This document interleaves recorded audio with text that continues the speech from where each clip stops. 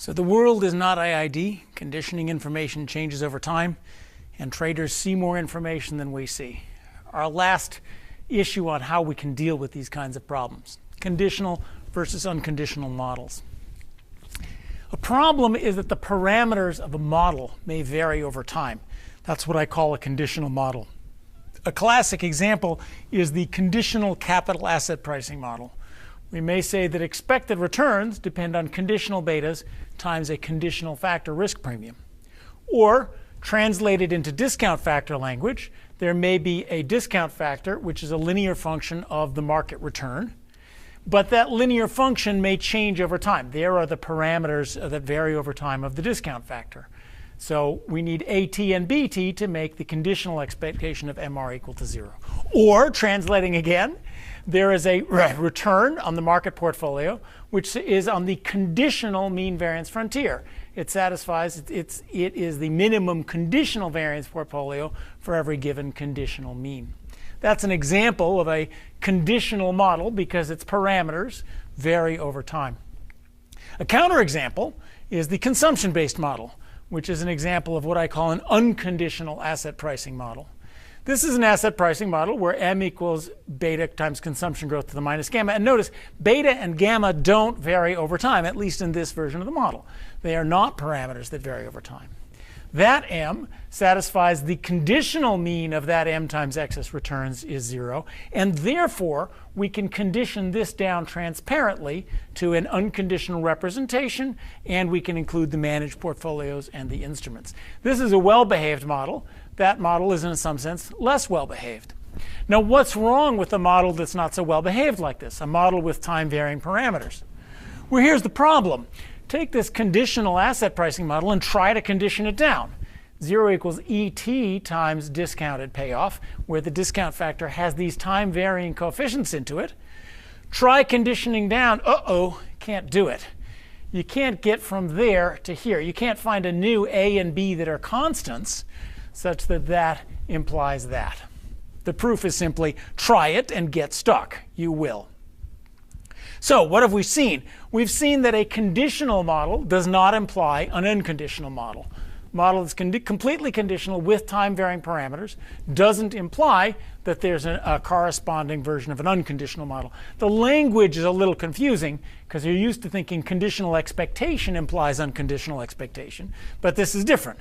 It's a conditional model which does not imply an unconditional model.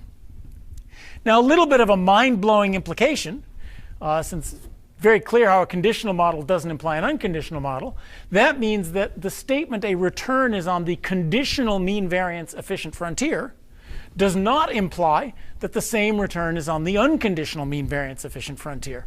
Because, well, you've seen the theorems. Those things tie together. So conditional mean variance efficiency does not imply unconditional mean variance efficiency. It's quite possible for a return to always be conditionally mean variance efficient and not to be unconditionally mean variance efficient. Conversely, however, let's look at the second one, the unconditional model.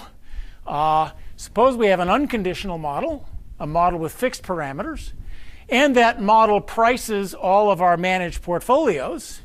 That's true. Well, of course, if that's true, then that's true. So an unconditional model, which prices all the managed portfolios, implies a conditional model. So the non-time-varying parameters, of course, are the same as time-varying parameters which happen not to vary over time. That's not that surprising when you see it, but of course the language looks a little bit surprising. The implication for mean variance efficiency is also surprising.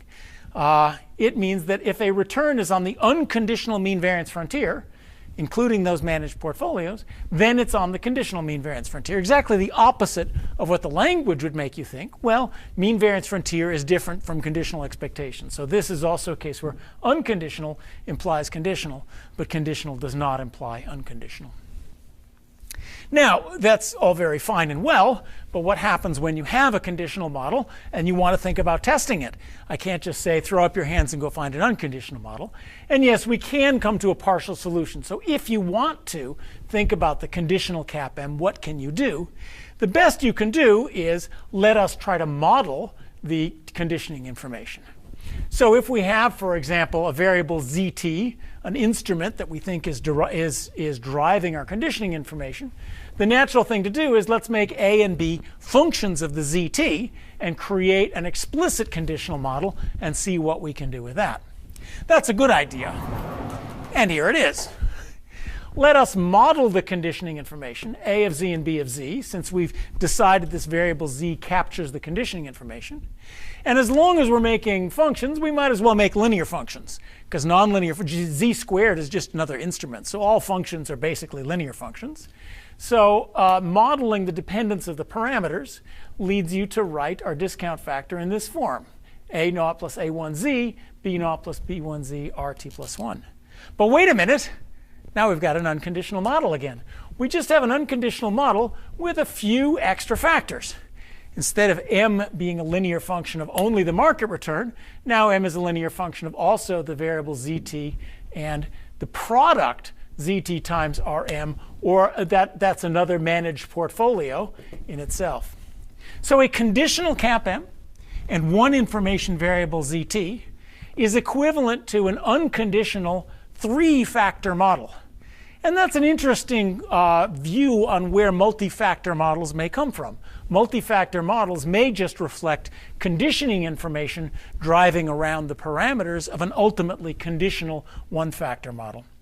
In any case, it unites together lots of different things. Any conditional factor model can be re-expressed as a larger number of factors in an unconditional model.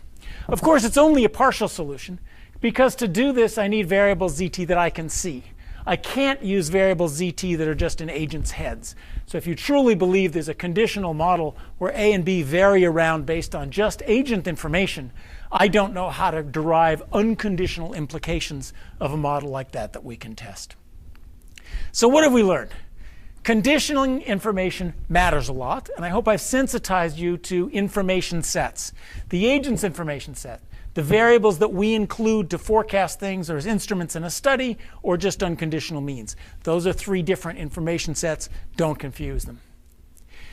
Good models don't assume that agents only see the variables we see. Good models recognize that agents and markets see way more than we see, and they derive correct implications that condition down to the information set that we can see. Finally, another great unification. Time series is really the same as cross-section. Instruments are the same thing as managed portfolios. Fama and French reforming their portfolios every year and looking at unconditional asset pricing is exactly the same as somebody else who might run regressions and model time-varying conditioning information sets. They're just different ways of expressing the same ideas. Use the one that's simplest and most beautiful for your application.